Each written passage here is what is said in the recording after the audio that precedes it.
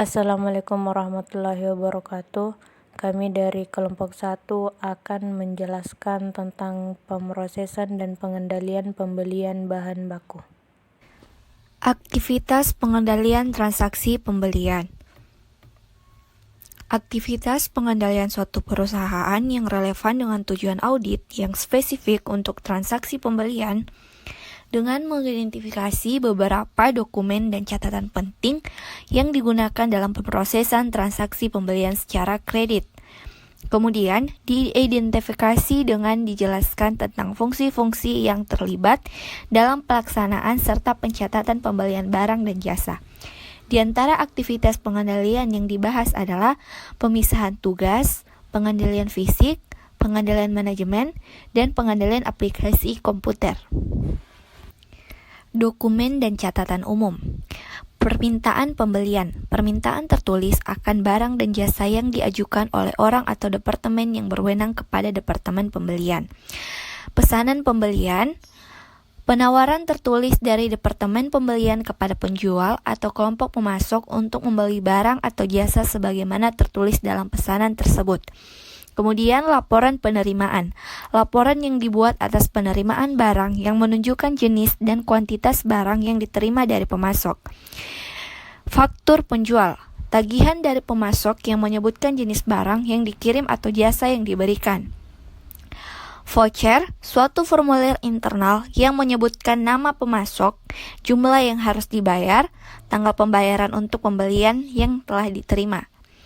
Laporan pengecualian, laporan yang berisi informasi tentang transaksi-transaksi yang diidentifikasi untuk diinvestigasi lebih lanjut dengan pengendalian aplikasi komputer. Kemudian, ikhtisar voucher, yaitu laporan yang berisi seluruh voucher yang diproses dalam suatu batch atau selama hari itu. Kemudian registrasi voucher, yaitu catatan akuntansi formal yang mencatat kewajiban yang telah mendapat persetujuan untuk dibayar. Kemudian file induk pemasok yang telah disetujui. File komputer yang berisi informasi tentang penjual dan pemasok dalam pembelian. Kemudian file pesanan pembelian terbuka, yaitu file komputer tentang pesanan pembelian yang telah dikirim kepada pemasok tetapi barang atau jasa belum diterima. Kemudian file penerimaan, yaitu file komputer yang berisi informasi tentang kuantitas persediaan yang diterima dari pemasok. Selanjutnya file transaksi pembelian, yaitu file komputer yang berisi data mengenai voucher yang telah disetujui atas pembelian yang telah diterima. Selanjutnya, file induk hutang usaha, yaitu file komputer yang berisi data tentang voucher yang belum dibayar yang telah disetujui. Kemudian file suspensi atau penolakan, yaitu file komputer yang menahan transaksi yang belum diproses karena ditolak oleh program aplikasi komputer. Kemudian, fungsi-fungsi. Pemrosesan transaksi pembelian mencakup fungsi-fungsi pembelian seperti: pertama, pengajuan pembelian. Permintaan yang diajukan oleh perusahaan untuk melakukan transaksi dengan perusahaan lain yang meliputi pencantuman nama pemasok pada daftar pemasok yang telah disetujui, pengajuan kembalian permintaan barang dan jasa, pembuatan pesanan pembelian. Kedua, penerimaan barang dan jasa. Penerimaan atau pengiriman fisik barang atau jasa yang mencakup penerimaan barang, penyimpanan barang yang diterima untuk persediaan, pengembalian barang ke pemasok. Ketiga, pencatatan kewajiban. Pengakuan formal oleh perusahaan atas kewajiban hukum yang meliputi: pertama, pembuatan voucher, pembayaran dan pencatatan kewajiban. Kedua, pertanggungjawaban atas transaksi yang telah dicatat. Bagian kedua, resiko dan pengendalian aktivitas dan pemrosesan transaksi pembelian. Risikonya yaitu pertama, keliru memesan barang yang tidak diperlukan atau memesan barang terlalu banyak. Jika ini terjadi, akibatnya perusahaan harus menanggung biaya ekstra untuk penyimpanan barang dan bagian uang perusahaan akan macet dalam persediaan. Yang kedua, faktur dari pemasok yang legal tetapi informasi dalam faktur tidak benar. Sebagai contoh, adanya salah hitung dalam faktur atau adanya salah kode barang dalam faktur. Kesalahan dalam faktur ini dapat menyebabkan perusahaan ditagih terlalu besar atau terlalu kecil dari utang yang seharusnya. Kemudian, barang yang sudah dipesan ternyata tidak pernah diterima. Perusahaan akan merugi jika sampai barang yang laris ternyata habis, yang berarti perusahaan kehilangan peluang untuk memenuhi pesanan konsumen. Kemudian, adanya faktur fiktif atau dokumen pendukung yang lain. Faktur fiktif ini merugikan perusahaan karena perusahaan bisa jadi mengeluarkan kas untuk faktur fiktif tersebut. Kemudian selanjutnya, pencurian cek oleh karyawan. Tentu saja jika cek kosong perusahaan dimanfaatkan oleh karyawan, maka perusahaan akan rugi. Dan risiko yang terakhir, adanya persediaan yang sudah kadaluarsa atau out of date, yaitu persediaan yang kadaluarsa di gudang sebenarnya hanyalah menghabiskan space gudang. Kemudian, adapun pengendaliannya, yang pertama, pengendalian organisasi. Unit yang bertanggung jawab untuk menyimpan persediaan mesti terpisah dari unit yang bertanggung jawab untuk mencatat transaksi. Kemudian kedua, pengendalian dokumen. Idealnya, prosedur dalam pembelian mesti didokumentasikan, termasuk flowchart, contoh dokumen, rancangan database, dan lain sebagainya. Kemudian, pengendalian ketiga, pengendalian praktik manajemen. Praktik manajemen yang baik meliputi antara lain pelatihan yang memadai atas karyawan, prosedur yang jelas atas pengembangan sistem atau perubahan atas sistem yang sudah berjalan, serta adanya audit rutin atau siklus pembelian.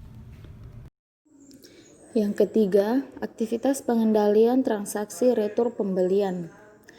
Pertama, barang yang diterima tidak dapat diterima karena suatu situasi. Kedua, perubahan kebutuhan perusahaan terkait penjualan atau produksi di masa depan. Pemrosesan retur pembelian yaitu apabila terjadi retur pembelian, maka bagian pembelian membuat memo debit. Memo debit yang dianut oleh bagian pembelian ini dijadikan dasar bagian gudang untuk mengeluarkan barang ke bagian pengiriman dan mencatat pengurangan kuantitas barang ke dalam kartu gudang. Yang keempat, aktivitas pengendalian transaksi retur pembelian. Retur pembelian merupakan fitur di Accurate Online yang berfungsi untuk mencatat pengembalian barang kepada pemasok atas barang yang sudah dibeli. Pengembalian tersebut bisa terjadi karena barang tidak sesuai spesifikasi ataupun karena terjadi kerusakan. Adapun resiko dari transaksi retur pembelian, yang pertama, adanya return yang tidak valid dan jumlah yang salah. Kedua, hilangnya data return pembelian. Ketiga, terjadinya duplikat data retur pembelian. Kemudian untuk pengendaliannya, yang pertama, adanya persetujuan transaksi retur pembelian sebelum dipersiapkan dari memo debit. Yang kedua, pemisahan otorisasi return pembelian dari pencatatan hutang dagang dan penyimpanan persediaan. Yang ketiga, membandingkan log pengiriman dengan aktivitas nota debit. 5. Aktivitas dan pemrosesan transaksi pengeluaran kas. Dalam aktivitas ini terbagi menjadi 5, yaitu aktivitas permintaan pembelian barang dan jasa.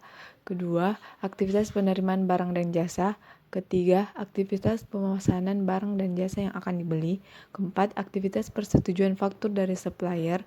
Dan yang terakhir yaitu aktivitas pembayaran atas pembelian barang dan jasa. Adapun pemrosesan transaksi pengeluaran kas yaitu terbagi 4 step. Step pertama, memesan bahan baku dan jasa. Step kedua, menerima bahan baku, perlengkapan dan jasa. Ketiga, menyetujui faktur pemasok. Dan yang terakhir yaitu pengeluaran kas. 6. Resiko dan pengendalian aktivitas dan pemrosesan transaksi pengeluaran kas. Risiko yang terdapat struktur pengendalian intern siklus pengeluaran. Dalam memahami risiko pengendalian yang timbul dalam transaksi pengeluaran kas, harus memperhatikan kemungkinan salah saji, pengendalian yang dibutuhkan, serta kemungkinan pengujian yang harus dilakukan seperti berikut ini. Yang pertama, terhadap transaksi pembayaran utang. Biasanya, bendahara atau fungsi manajemen kas bertanggung jawab untuk memutuskan voucher yang belum dibayar agar diproses pembayarannya pada tanggal jatuhnya. Semua pembayaran harus dilakukan dengan cek. komputer bisa diprogram untuk memilih voucher-voucher yang jatuh tempo pada setiap hari dari file induk utang, dan laporan ini direview untuk menentukan utang mana yang harus dibayar. Dengan mempertimbangkan posisi pada kas, apabila voucher tertentu sudah diidentifikasi sebagai voucher yang harus dibayar, maka komputer akan mencocokkan informasi dalam cek dengan informasi pada dokumen-dokumen pendukungnya, melaksanakan pengendalian aplikasi terprogram, memberi tanda bahwa voucher telah bayar untuk mencegah pembayaran double, dan mencatat transaksi dalam file transaksi pengeluaran kas. Yang kedua, transaksi terhadap pengeluaran kas. Dokumen yang digunakan untuk mengelola transaksi pengeluaran kas meliputi yang pertama cek, perintah resmi kepada bank untuk membayar sejumlah uang kepada orang yang namanya tertulis dalam pemerintahan tersebut atau kepada pembawa. Yang kedua, ikhtisar cek, laporan yang berisi tentang seluruh cek yang diterbitkan dalam suatu batch atau selama sehari. Yang ketiga, file transaksi pengeluaran kas, informasi tentang pengeluaran kas yang dimasukkan dengan menggunakan cek kepada pemasok atau pihak lainnya. Ini digunakan untuk pembukuan ke utang dagang dan file induk besar. Yang terakhir, jurnal pengeluaran kas atau register cek, catatan akuntansi formal mengenai cek yang diterbitkan kepada pemasok atau pihak lain. Pengendalian yang dapat dilakukan dalam prosedur ini adalah yang pertama, penggunaan cek bernomor urut. Yang kedua, penandatanganan cek harus diawasi atau mengendalikan pengiriman atau penyerahan cek kepada pemasok. Yang ketiga, cek harus berisi sejumlah rupiah yang sesuai. Yang keempat, pengecekan independen terhadap persetujuan total cek yang dikeluarkan dengan sekumpulan voucher yang diproses untuk pembayaran. Yang kelima, voucher dan dokumen pendukung harus dicap. Yang keenam, penandatanganan harus memastikan bahwa cek sudah sesuai voucher baik nama maupun nominal yang harus dibayarkan. Yang ketujuh, pengecekan independen oleh supervisor akunting atas kesesuaian jumlah yang diperjual dan diposting dengan ringkasan cek yang diterima dari bagian keuangan. Yang kedelapan, pengecekan independen atas ketepatan pencatatan dengan cara membandingkan secara periodik tanggal jurnal pengeluaran kas dengan tanggal yang ada pada tembusan cek. Yang terakhir, pelaksanaan rekonsiliasi bank secara independen. 7. Sistem komputerisasi dalam pemrosesan transaksi pembelian, retur pembelian, dan pengeluaran kas. 1. Departemen pembelian memesan item dari vendor dan seorang karyawan harus memasukkan PO ke dalam perangkat lunak akuntansi dengan memasukkan data ke dalam kolom formulir PO di layar. 2. Bagian penerima menerima barang dan membandingkan selip pengepakan dengan PO untuk mengkonfirmasi nomor bagian dan jumlah. 3. Laporan penerimaan disiapkan oleh karyawan yang mengisi bidang yang sesuai di layar penerimaan di perangkat lunak. Orang yang menyelesaikan layar ini harus memilih PO yang cocok dengan laporan penerimaan ini. Ketika nama vendor atau nomor ID dimasukkan, sistem akan membuat daftar PO terbuka dengan vendor itu. 4. Setelah vendor memberikan faktur juga harus dimasukkan ke layar entry faktur di perangkat lunak akuntansi. Sekali lagi, PO yang tepat harus dipilih dari daftar PO terbuka. 5. Jika PO, laporan penerimaan, dan faktur cocok dengan nomor bagian, jumlah, dan harga, kewajiban disetujui untuk pembayaran. 6. Pada tanggal diskon atau tanggal jatuh tempo faktur, orang yang ditunjuk harus memilih faktur tertentu untuk dibayar dan sistem menghasilkan sekumpulan cek. Itulah penjelasan dari kelompok kami, dan terima kasih.